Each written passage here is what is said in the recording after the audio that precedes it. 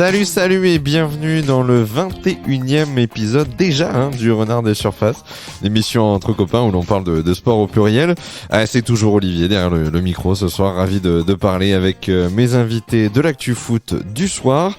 Et on retourne tout de suite en Angleterre, voilà, on y va de temps en temps en Angleterre, mais là il y avait un choc, encore un choc, décidément c'est que des chocs au sommet de la Première Ligue, toujours avec Liverpool qui allait ce soir sur le terrain des Spurs de Tottenham. Donc défier l'équipe de José Mourinho. Et ce soir avec nous pour parler du match à chaud, on retrouve Bart. Bonsoir. Mais pourquoi Bart? Il n'y a pas Bart, c'est Marc ce soir. Comment il va Marc?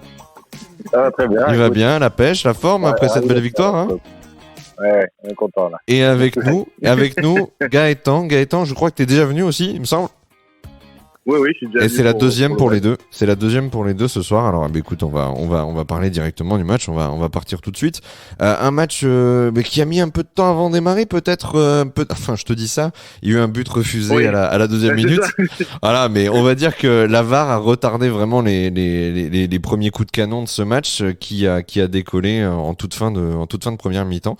Ce match, c'est Liverpool qui le remporte sur le score de 3-1. Une ouverture du score donc à la toute fin de la première mi-temps par Roberto Firmino dans le temps additionnel. Une ouverture, en tout cas, une aggravation du score plutôt dès le retour des vestiaires à la 47e minute par Trent Alexander-Arnold. Une réduction du score quasi immédiate par Pierre-Emile Højbjerg, pardon pour la prononciation, et Sadio Mané qui à la 65e a définitivement clôturé les débats. Victoire plutôt pas mal, plutôt en patron de Liverpool quand même contre un Tottenham qui a perdu Harry Kane. Les garçons, ce soir, il y a pas mal de choses à dire quand même sur ce match. On va commencer peut-être par Gaëtan. Ton sentiment ce soir sur l'ambiance générale? Très beau match. Qui était très vite parti et la VAR a calmé un peu la chose. Mais après... on va dire que le tournant, c'est quand même la blessure d'Harry Kane, parce qu'après, Tottenham, offensivement, a été déboussolé. Et c'est pas invisible, mais pas loin. Mais c'est vrai qu'ils ont disparu. En tout cas, leurs élans offensifs se sont entièrement limités à deux pauvres envolées à la limite de Minson. Mais tu as raison, il y a eu un but qui a été invalidé par la VAR dès la deuxième minute. But en faveur de Tottenham, qui aurait bien sûr donné une toute autre tournure en ce début de match. Marc, de ton côté, comment t'as vécu la première mi-temps notamment et puis l'ouverture du score de Firmino? Très bien. Hein. Au contraire, nous aurait étonné. Honnêtement, je pense que pour quelqu'un qui supporte le foot, qui n'a pas d'équipe favorite, je pense que c'était un match très agréable à suivre. Que ce soit, même en deuxième mi-temps, je trouvais que le rythme s'est poursuivi jusqu'au troisième but de Liverpool en fait. Il y a eu du rythme jusque là. Après, on a senti que Liverpool avait pris le contrôle de la chose et que Tottenham n'y croyait plus trop. Il y a la blessure de Kane qui est un petit tournant. Il y a celle de Matip aussi encore du côté de Liverpool qui dérange un petit peu. Matip qui revenait en plus ce soir. Il revenait ce soir, Marc. C'est terrible. Je suis très content de ce match. Il y a eu beaucoup de maîtrise, il y a eu du rythme, il y a certains joueurs qu'on sent qui ont pu reprendre confiance déjà depuis le dernier match contre Manchester à Old Trafford. Malgré la défaite, il y avait eu quand même beaucoup de mieux. Et là, ça s'est retranscrit encore. Ça s'est retranscrit ce soir. Les trois de devant, ils ont été fabuleux, surtout Firmino, qui a été incroyable. En vrai, les trois ont marqué ce soir. Si tu comptes le but annulé de Salah, ton trio offensif ce soir, il a été performant. Hein. Il faudra en parler aussi de ce but refusé. Bon. Et il y a Arnold qui avait eu pas mal de mal depuis le début de la saison. On a peut-être perdu Marc. Allô Marc, toujours là? Ouais. On a perdu Marc. Écoute. Ouais, je pense que des aléas du direct. Écoute, je sais pas, il a dû se faire attaquer par un fan de Tottenham. Ah non, mais donc il disait justement, on en a parlé rapidement en préambule entre nous d'Alexander Arnold. Marc était en train de dire que depuis le début de la saison, c'était pas forcément le même joueur que dans les récentes les récents exercices. Ensuite, ce soir, je crois qu'il a marqué son premier but de la saison, toute compétition confondue. Ouais, je pense aussi, Et ouais. surtout, ce qu'on se disait, c'est qu'il avait été plutôt omniprésent quand même dans ce match sur son côté droit. Il est à l'origine du but, je crois, de Sadio Mané, me semble-t-il, parce que il y a un contrôle malheureux. Ah, Marc est de retour. Marc est avec nous. Ouais, je Super. Bah écoute, Marc, vas-y, je te laisse prendre le relais, y a pas de souci. ça a coupé ma. Oui, on t'a Tourné la- perdu au moment où tu étais en train de parler d'Alexander Arnold. On t'a perdu Ah, à ce donc, moment-là. je disais que c'était pour Liverpool, c'était au-delà d'être un arrière droit, c'est un véritable meneur de jeu pour l'équipe. Il est capable de changer vraiment la façon de jouer de l'équipe. Et quand il est en confiance, quand il réussit ses longs ballons, quand il réussit ses transversales, quand il réussit ses passes parfois un peu cachées, euh, pied gauche, pied droit, forcément ça s'en ressent et l'équipe va tout de suite mieux et le jeu est tout de suite plus fluide, pardon. Et c'était son premier but ce soir, du coup, toute compétition confondue, on disait avec Gaëtan juste avant. Et Et même niveau passe décisive, il y en a, il tient pas son rendement habituel et donc ça fait du bien de le voir être décisif. c'est clair il a clairement pas mal compté dans ce match. On en parlait un petit peu entre nous pendant qu'on commentait enfin en tout cas pendant qu'on regardait le match. Il y a eu des lacunes en défense, non pas du côté de Liverpool où on trouvait à nouveau Henderson qui venait faire l'intérim en défense centrale, dû simplement encore aux blessures auxquelles fait face Liverpool sur ces postes-là. Mais du côté de Tottenham, il y a eu des incompréhensions. Alors tant sur le premier but entre Hugo Lloris et son défenseur central. Gaëtan, t'as peut-être un mot à nous dire là-dessus. Qu'est-ce qui s'est passé? Mais c'était la cata. Alors après, est-ce que c'est le problème de certains entraîneurs comme Mourinho ou même Guardiola lors des gros matchs de tout changer au niveau de l'équipe et d'un coup de passer à 5 derrière et que après, pour les automatismes, c'est pas simple. Et c'est vrai qu'entre le premier but où il faut, même s'il dégage dans les cages, au moins on aura touché le ballon, mais Lloris lui parle et lui dit dégage, il s'efface. Donc c'est incompréhension. Le deuxième but, c'est avec Lloris, on pousse le ballon et après, il est passé vite pour essayer de toucher la balle sur le deuxième but. Bon, ça aurait été un peu dur. Et le troisième, contrôle poitrine pour faire une passe décisive, c'est beau, c'est l'esprit du jeu, ça fait plaisir. Écoute, Est-ce que vas-y, vas-y. ne joue pas avec ce dispositif les matchs précédents?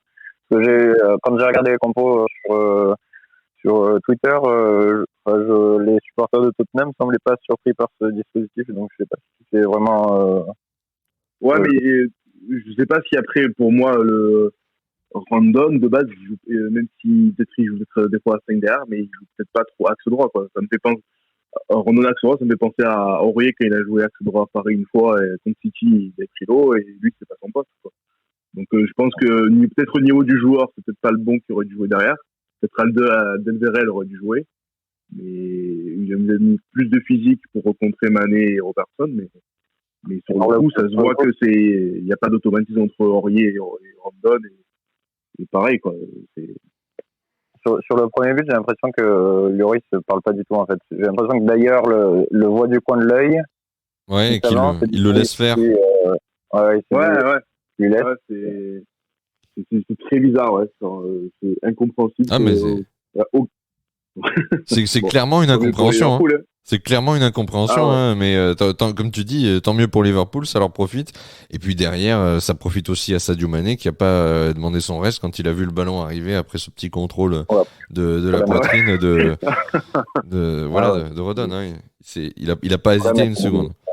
Et puis, il y a aussi la VAR qui a été très présente et très active dans le match. On l'a dit sur l'ouverture du score potentiel d'Heung-min Son à la 2e minute, mais aussi, et Marc, tu vas peut-être nous en dire un mot, sur ce but qui aurait pu être accordé à Mo Salah à la 57e minute, mais que l'arbitre va annuler en raison d'une main de Roberto Firmino, main quand même relativement provoquée par un ceinturage assez viril, correct, mais toujours viril de d'ailleurs.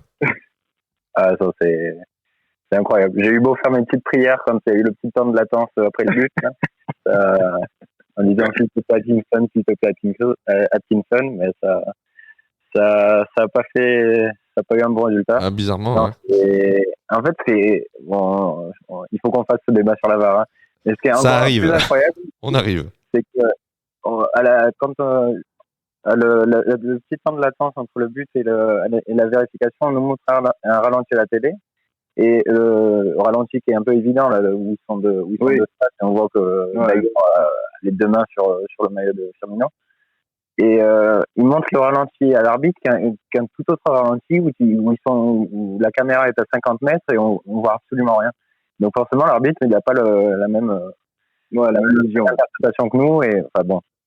Et ouais, non, pour moi, c'est évident que forcément, il est accroché, il est tiré, il est poussé. La main, elle suit l'action. Et donc, il était clairement entravé. Dans ma tête, à chaque fois que je vois un ralenti de toute manière pour la VAR, je suis sûr que la décision va être en faveur de Liverpool et au final, elle est absolument entamée. Et ça, c'est le privilège du champion, Marc, c'est d'être pénalisé quand tu joues contre un petit club comme Tottenham, c'est d'être pénalisé par l'arbitre. C'est aussi simple que ça. Il faut que tu l'acceptes. C'est un peu ce que je te disais, c'est que au match précédent, c'était j'ai l'impression qu'à chaque match, il y a une décision qui coûte un but ou qui coûte un but pour Liverpool ou qui donne un but à l'adversaire. En coupe là, contre United, il y a le but vainqueur de Fernandes sur coup franc. On regarde la ralenti, il n'y a pas coup franc, donc c'est ça qui tue un peu les matchs en ce moment. Bon, j'espère que la réussite va un peu revenir à ce niveau-là. Bon, après, je suis peut-être pas tout à fait objectif. Mais on ne te demandera pas d'être objectif. On te demandera pas d'être objectif avec Liverpool. J'ai vraiment l'impression qu'il y a un truc contre. Ah, mais on l'entend, on sera attentif. Si tu veux, je te fais la modération, mais moi, le premier but, le but de Son, de base, pour moi, il fait raison de ne pas le valider parce que de base, il est hors jeu de position, il revient. Et même les joueurs de Liverpool, je sais plus si c'est Matip ou Anderson qui lève la main, donc ils le jouent un peu quand même leur jeu.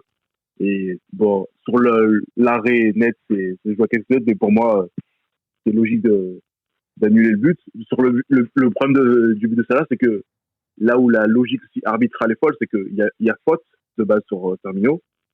Il fait une main, l'action continue. Quand la VAR dit bon, il y a une main, qu'est-ce qu'on fait? Ou tu dis on annule le but, mais on donne faute à Liverpool, ça devrait être logique. Ou tu dis bon, ok, il y a une main, mais vu qu'on laisse l'avantage, il y a un but après, il y a but. Mais je crois que tu vas pas dire dans le règlement de la VAR, il vérifie qu'il y a la main, il vérifie pas qu'il y a la faute. Ouais, c'est ça qui est hallucinant, c'est que là même les mecs dans le bus, ils doivent se dire entre arbitres. Bon, par contre, ok, on va dire qu'il y a main, mais de base, on va dire surtout qu'on va siffler faute avant, et voilà.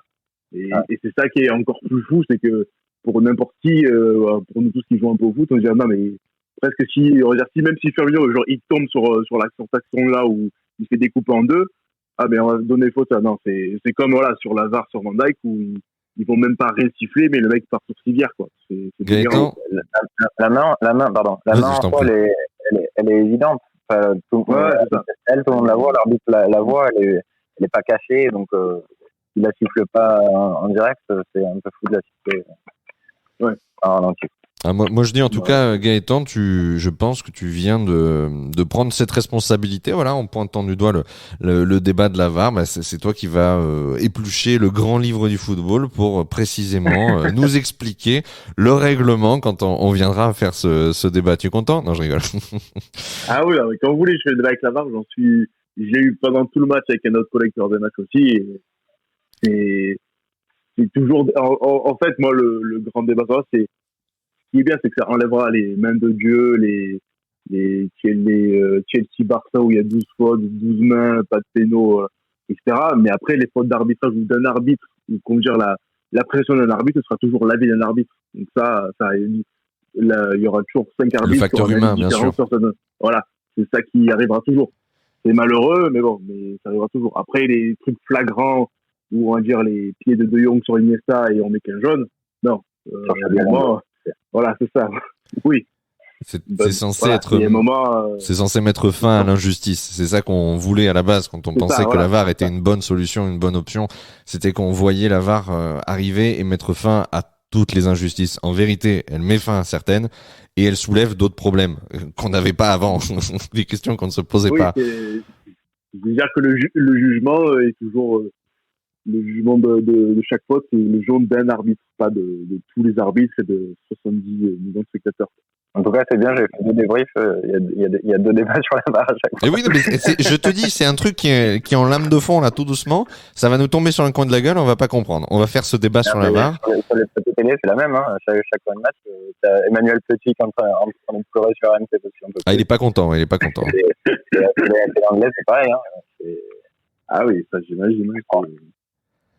Mais pour dépasser ce qui est bien en Angleterre, Vas-y. c'est que au début de la 4e journée, ce qui est beau, c'est que eux-mêmes, la fédération des arbitres a dit sur 3-4 actions, on est désolé, on s'est manqué avec la VAR.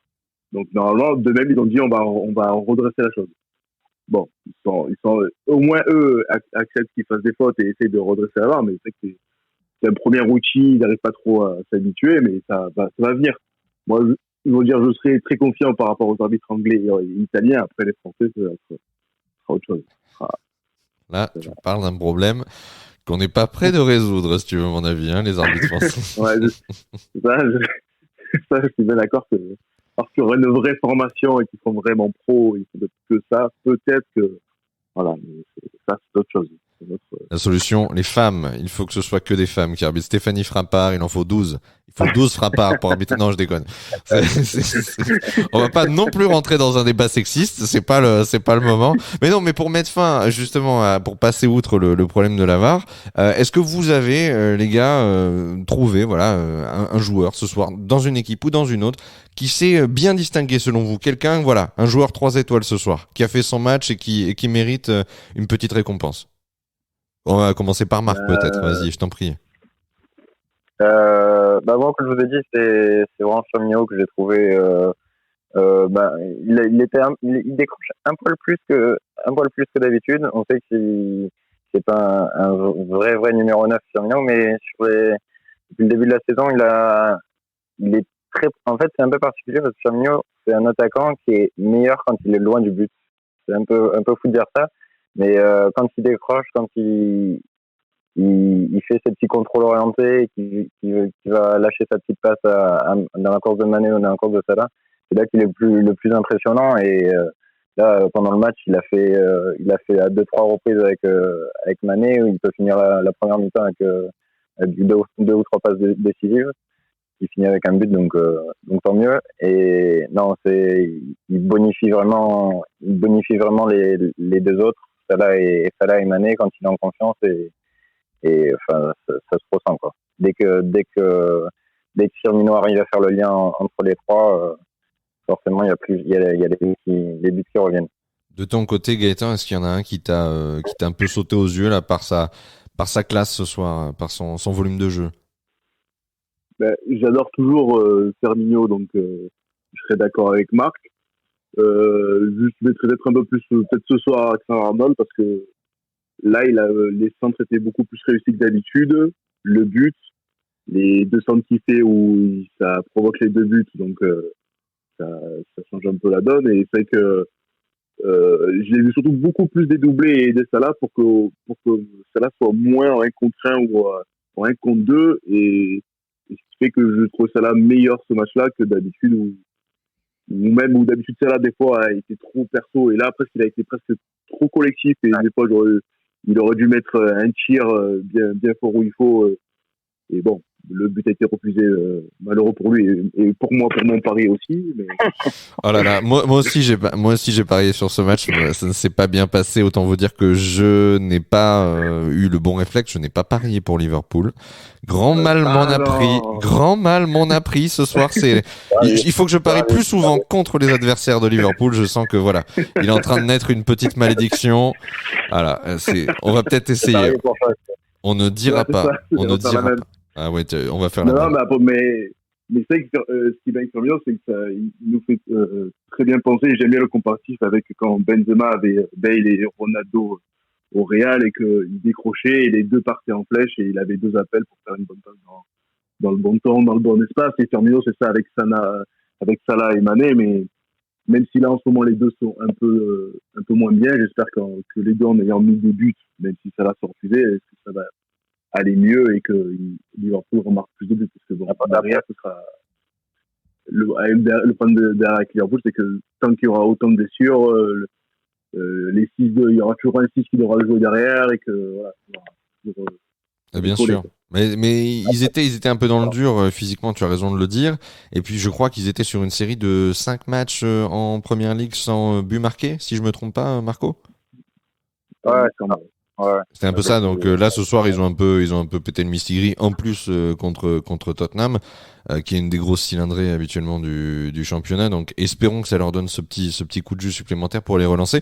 Moi le joueur que j'ai envie de mettre en avant ce soir, c'est pas un joueur de Liverpool, vous en avez très très bien parlé, mais exactement, voilà. J'ai pas trouvé que c'était voilà le plus grand joueur de Tottenham ce soir, mais par contre il s'est mis en valeur quand même dans certains aspects du jeu, en faisant bien remonter le ballon, en servant bien au milieu de terrain. Quoique je pourrais mettre aussi ah voilà, c'est pour ça que je le cite pas, c'est parce que il est plus difficile, voilà, nommé Højbjerg, voilà, et lui aussi, quelque part en mettant son but à la 49e, il relance Tottenham, il fait croire qu'en fait non, ça va pas se passer comme ça.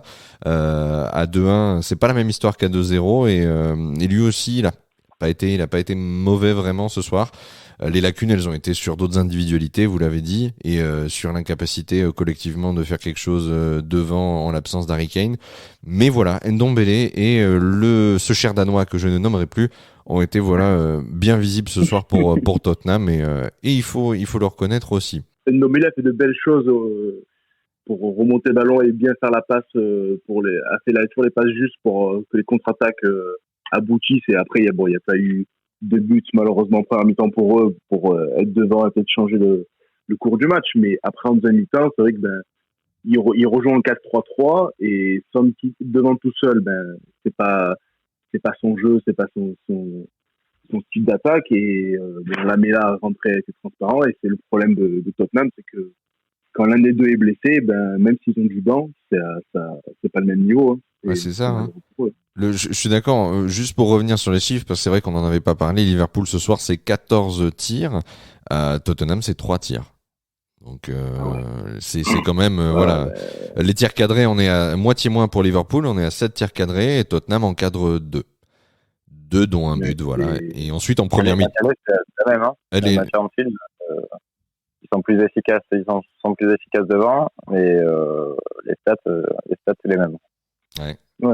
Et que même en faisant même rentrer Lamela, ça n'a pas apporté grand chose, et bon, Bale n'en parlera pas parce que c'est très compliqué, et même en ayant Lucas et Sissoko ou d'autres sur le banc, ils n'ont pas fait rentrer Mourinho, donc c'est pour ça, ouais, c'est peut-être le plafond de verre qui vont toucher. Si Bale en plus il recrute sur la cheville où il a toujours eu mal et qu'il reste longtemps blessé, ça va malheureusement, je pense, plomber l'équipe. Je pense... Vas-y Marc, je t'en prie. Ndombele, vraiment, c'est pas le style de joueur que j'apprécie beaucoup, mais c'est vrai que c'est quand même solide là, ce qu'il a proposé sur ce match. Et puis apparemment c'est sur les quelques derniers matchs, il est bien présent comme il a été aujourd'hui, donc franchement c'est assez impressionnant. Écoute, c'est à mettre à son crédit. Espérons que Tottenham sache se relever un petit peu, mais c'est vrai que j'entendais ce qui se disait sur RMC. Ils se sont retrouvés en tête de la Première Ligue. C'était une très bonne surprise. Ensuite, malheureusement, là, ils ont battu quoi ? Ils ont battu Sheffield, ils ont battu Wycombe en Cup, je crois. Après, c'est pas des résultats incroyables non plus sur les derniers matchs. Donc il va falloir faire mieux pour Tottenham. Je crois qu'ils jouent Brighton donc le 31 janvier, donc ça doit être ce week-end. Et tout de suite, c'est le Chelsea de Thomas Tuchel le 4 février. Donc et ça, on en avait parlé, Olivier, lors du dernier débrief. Tout à fait. La capacité des gros à tenir les autres, à tenir les contenders directs de Liverpool, à venir tenir concrètement contre eux, et ce longtemps, à tenir la durée. A priori, c'est pas le cas de tout le monde. Hein. On avait parlé de Manchester United, il a pas fallu longtemps pour qu'il tombe là contre Sheffield à domicile. Non, donc comme je te disais, moi le titre à mon avis, je reste convaincu qu'il se jouera entre City et Liverpool. Là, Liverpool, j'espère que ils ont passé leur petite période compliquée. City a eu la sienne en début de saison. Là, Liverpool a peut-être passé la sienne également. Donc, si ça doit se jouer sur différentes équipes, ça sera à mon avis, entre City et Liverpool, parce que je pense pas que les autres équipes soient capables de tenir le rythme que les deux équipes. Gaëtan a une idée divergente. On t'écoute, Gaëtan. Moi, le truc, c'est que je suis à peu près d'accord avec Marco, mais si Liverpool ou City se font un petit parcours en Champions League, et là, je vais m'amuser à revoir le tirage au sort. City joue Mönchengladbach et Liverpool les League. City, s'ils peuvent faire quelques tours et refaire une demi, ils vont lâcher quelques points au championnat, je pense. Et moi, je vois Leicester, vu qu'ils ne jouent vraiment que ça, et l'Europa League, ils vont, je pense, pas la jouer à fond.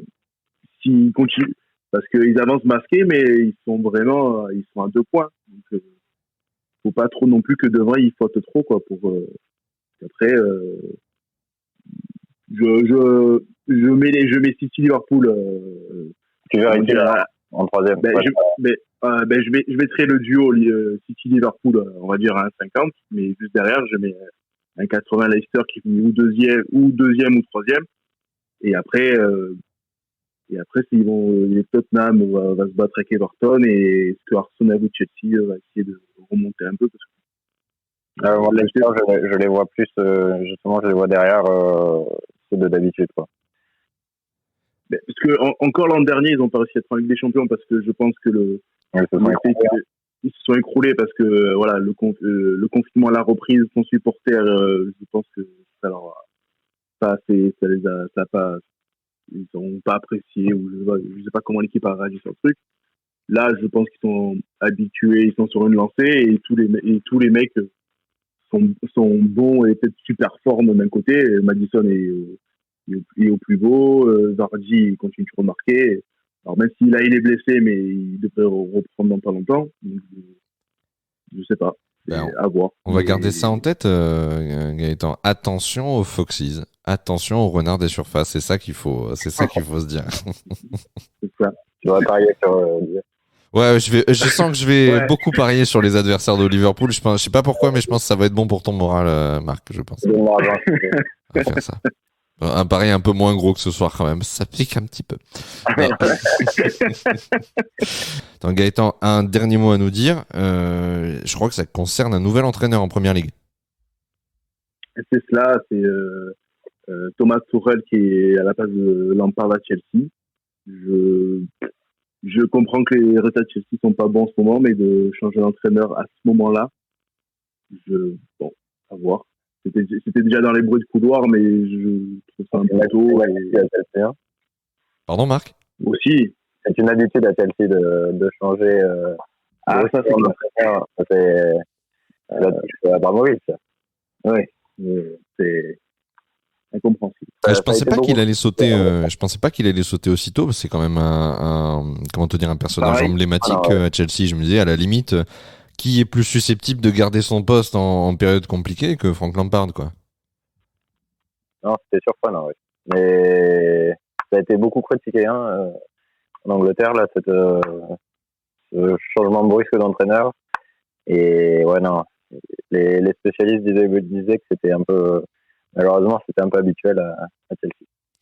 Moi, à la limite, ça va m'intéresser, parce qu'il va y avoir maintenant une petite dualité allemande aux couleurs BVB entre Jürgen Klopp et Thomas Tuchel, justement, qui lui a succédé sur le banc de Dortmund. Et je pense qu'il doit y avoir quand même un petit antagonisme entre les deux, rien de bien vilain. Mais pas trop. Ils s'aiment pas trop ?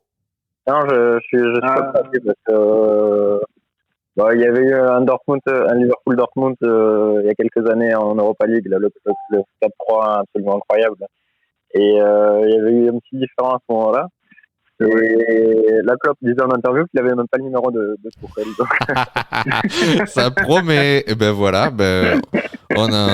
On va parler chiffon maintenant dans un prochain duel au sommet de la première ligue. Bah écoutez les garçons, moi j'ai envie de vous dire merci pour ce soir, pour ce petit débrief à chaud. C'est sympa à chaud parce qu'en fait quand on a des choses à dire, quand on a vu un match qui transmet des émotions comme celui-là, avec des buts, avec de l'action, c'est pas mal aussi d'en parler à chaud comme ça. Merci à tous les deux pour votre disponibilité et puis moi surtout je vous dis à très vite sur Renard des Surfaces. Sans faute, on reviendra avec grand plaisir. Eh ben super. Eh ben les gars, je vous dis à plus et passez une très bonne soirée. À très vite. Ciao. Ciao.